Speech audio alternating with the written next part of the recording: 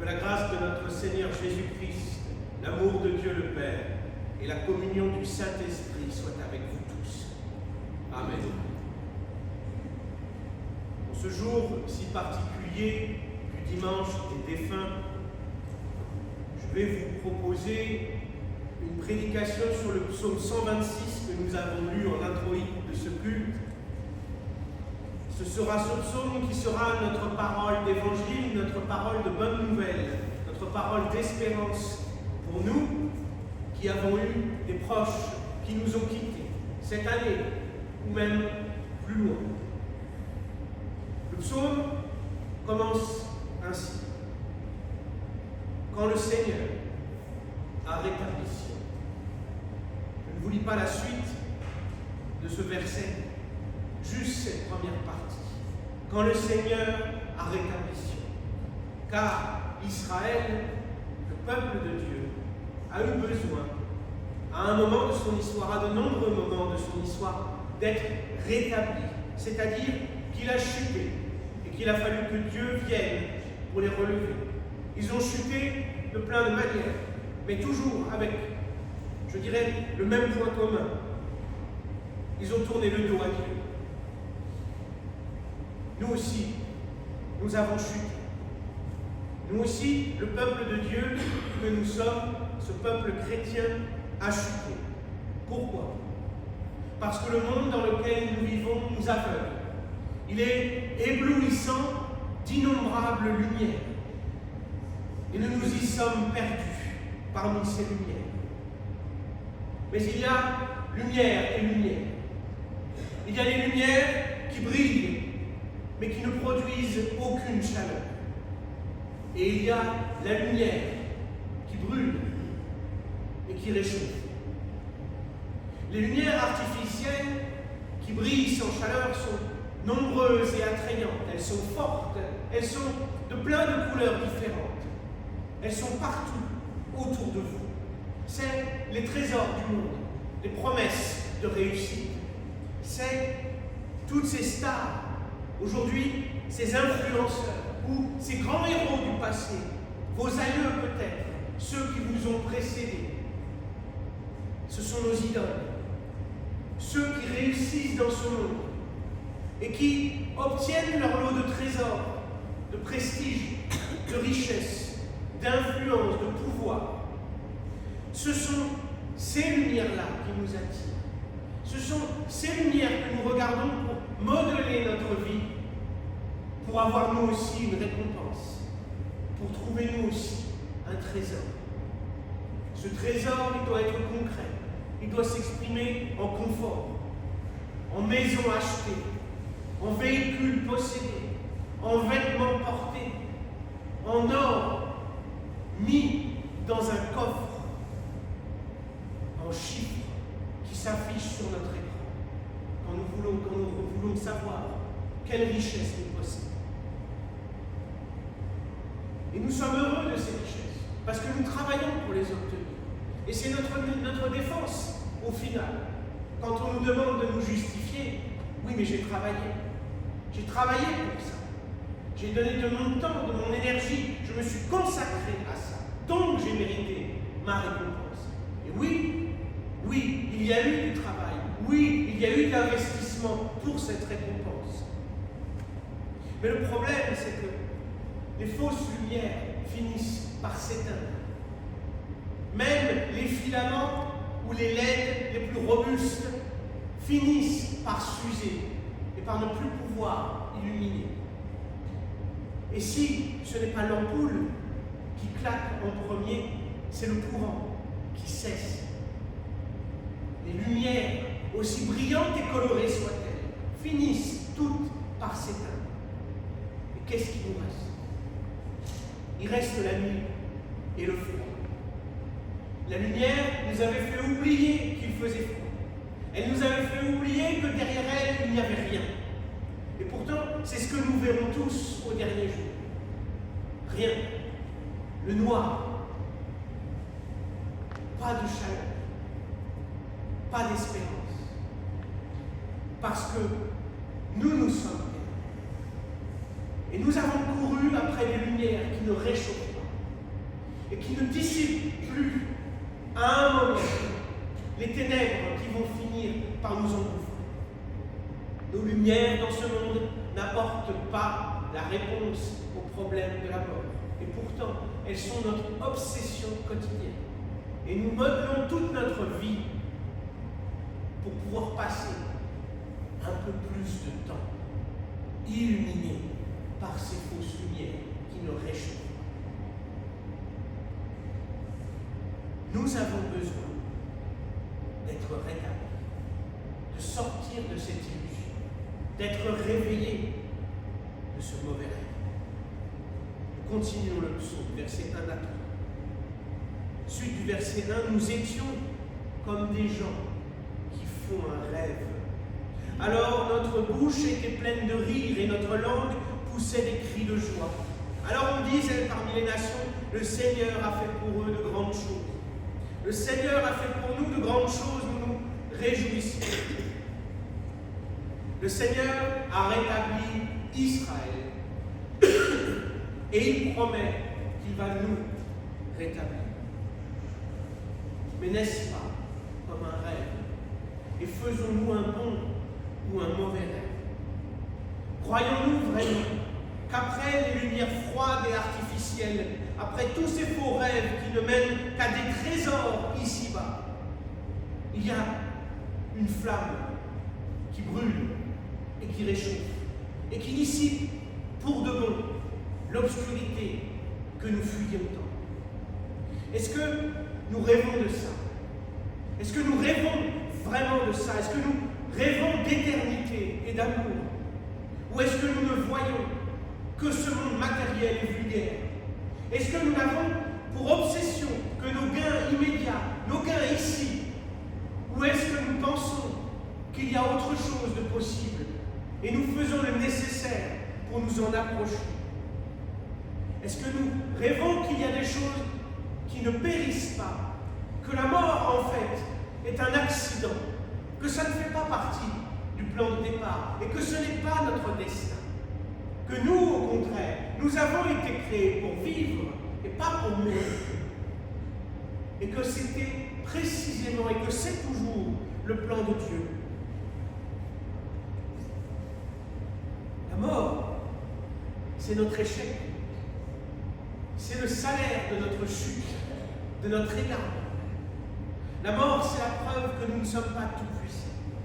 C'est la démonstration que tout ce que nous bâtissons, toutes les lumières auprès desquelles nous nous rapprochons, ne peuvent pas durer. Elles ne peuvent pas durer éternellement. La mort, c'est notre cauchemar. Et nous luttons malheureusement contre ça avec des idoles. C'est comme si nous essayions d'éteindre un feu de forêt avec un tournevis. Ça ne fonctionne pas. Nos lumières artificielles n'arrivent pas à dissiper les ténèbres du néant, à faire fuir la mort de nous. Nos faux héros, nos faux dieux, nos projets qui nous motivent pour un mois, un an, 10 ans, 20 ans, finissent par s'arrêter. Nos philosophes, nos psychologues, nos sagesses humaines qui nous disent de relativiser le deuil, la perte de ceux qu'on a perdus, et qui enseignent même parfois l'indifférence, le détachement pour surmonter nos douleurs. Tout ça aussi finit par se taire. Il n'y aura bientôt plus que le silence. Alors quel est notre destin? Est-ce que c'est ce cauchemar? Est-ce que c'est renoncer à rêver? Est-ce que c'est nous résigner au silence et au froid glacé? Ou est-ce que c'est espérer autre chose? Est-ce que c'est choisir le mensonge, le cauchemar mensonger de la mort, plutôt que le rêve vrai et vivant de l'éternité offerte par Dieu? Nous poursuivons dans le psaume 126, versets 4 et 5. Seigneur, rétablis notre situation comme les torrents dans le Néguev. Ceux qui sèment avec des larmes moissonneront avec des cris de joie. Voici la promesse de Dieu. Voici l'Évangile. Il va rétablir notre situation. Les larmes cesseront et la joie viendra. le travail va cesser et la récolte sera bien plus abondante que nous ne l'imaginions et que ce à quoi nous nous étions préparés. L'éternité sera aussi glorieuse que notre existence fut fragile et misérable. C'est ça la promesse de Dieu pour nous. Et il y a, pour nous aider à le rêver, pour nous aider à le croire et à l'admettre, devant nous, tous ceux qui nous ont quittés dans la foi, il y a les saints, non parce qu'ils étaient saints dans ce monde, mais parce que Dieu les a souverainement élevés à lui, parce qu'ils sont partis en croyant, que Dieu les a accueillis vers lui. Il les a sanctifiés. Et nous avons des saints qui nous ont quittés. Ils ont cru, aussi imparfaits furent-ils, aussi pécheurs furent-ils, ils ont cru. Et eux, au jour de vérité, ce n'est pas une lumière artificielle qu'ils ont suivie, mais c'est une flamme qui réchauffe. Et c'est pour ça qu'ils sont saints. Ils ont cherché la vraie lumière qui donne chaud et qui les réchauffe en ce moment. Ils ne sont pas prisonniers du froid éternel. Ils sont avec Dieu. Ils sont dans la clarté. Mais prenez garde. Ce n'est pas leur foi qui va vous donner la foi. Mais c'est leur foi qui va vous donner la preuve que c'est possible. Possible de croire, possible de rêver, possible de faire autre chose de sa vie que de chercher les trésors que vous promettent les traîtres de ce monde. Car ce sont tous des traîtres. Parce qu'au moment de vérité, ils disparaissent. Quand vous serez aux portes de la mort, il n'y aura personne, plus aucune de ces fausses lumières et de leurs porte-parole. Ils auront tous disparu. Et c'est le mensonge de Satan que de vous attirer vers ces lumières qui ne réchauffent pas. Les basses richesses qu'ils vous promettent sont là pour vous faire ignorer le grand trésor qui doit vous revenir, celui que vous ne trouverez qu'auprès de Dieu. Dans la parabole des 10 vierges, au verset 9, Matthieu 25, nous lisons « Celles qui étaient arrivées répondirent « Il n'y en aura jamais assez pour nous et pour vous, allez plutôt vous en acheter chez ceux qui en vendent. » Les vierges folles ont réclamé de l'huile aux vierges sages. Et les vierges sages leur disent « Il n'y en aura jamais assez pour nous. » La foi, la sainteté ne se partagent pas. On peut témoigner de sa foi, mais la foi est toujours personnelle. Et la sainteté dans laquelle Dieu nous élève est toujours personnelle. Dieu ne brade pas sa grâce, sa sanctification. Il fait de chacun de vous des saints au dernier jour. Et ce que vous avez, le trésor qu'il vous donne, il est pour vous et vous seul. Ce n'est pas parce qu'un aïeux a profité de ce trésor que nous l'aurons nous aussi. C'est un don de Dieu qu'il vous fait en tête à tête, les yeux dans les yeux, par amour pour vous, personnellement. Pas pour votre famille, votre pays, votre village, ou qu'importe. Le don de Dieu, de la vie éternelle et de la sainteté, est un don particulier.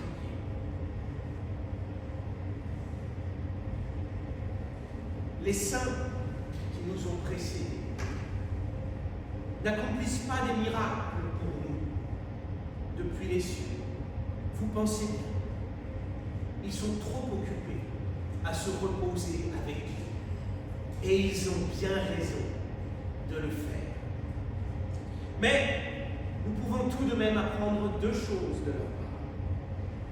La première, c'est que nous avons tout à perdre si nous nous attachons, si nous nous obsédons pour des trésors du monde. Et la deuxième, c'est que les saints qui sont dans les cieux ont rêvé, ont cru, et c'est comme ça qu'ils sont devenus saints. Et en quoi ont-ils cru? Plutôt en qui? Ils ont cru en Christ. Ils ont cru dans celui qui est la source de la sainteté, de toute sainteté. Verset 6.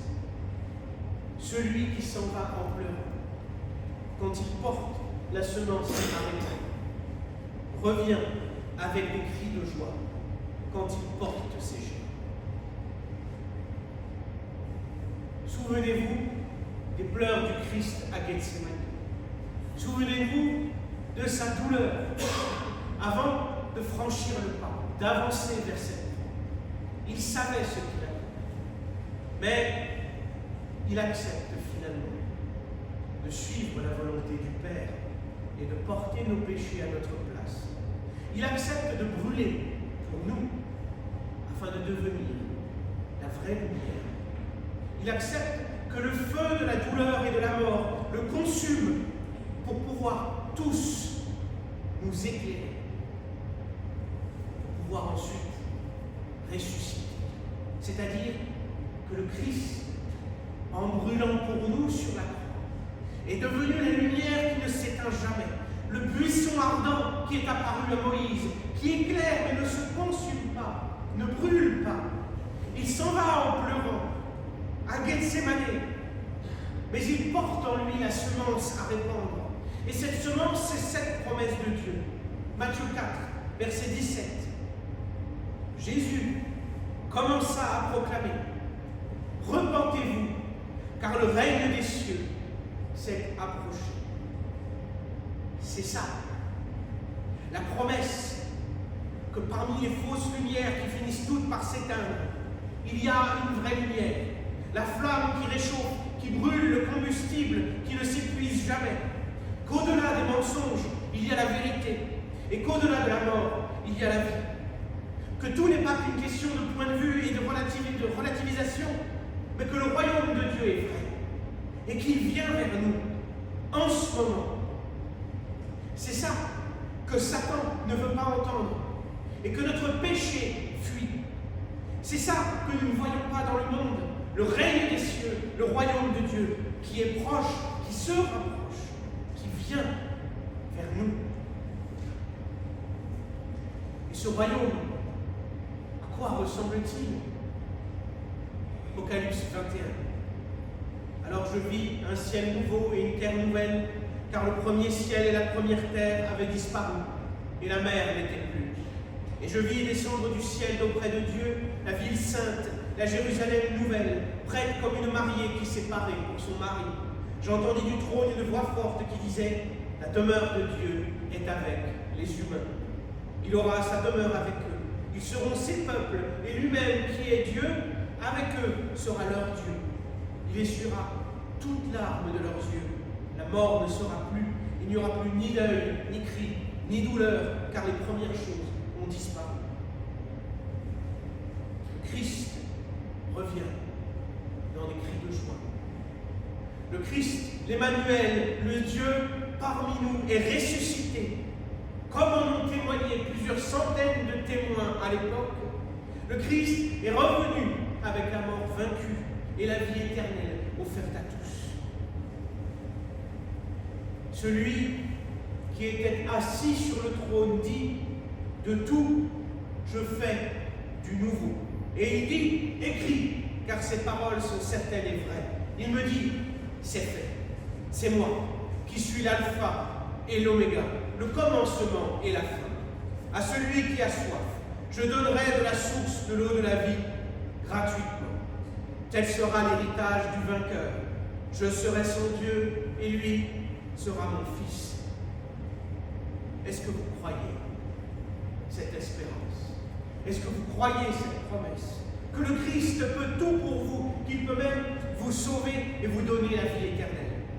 Est-ce que vous voulez vous repentir des fausses lumières, vous retirer de toutes vos fixations, de vos idolâtries, de vos péchés, pour trouver la vraie lumière?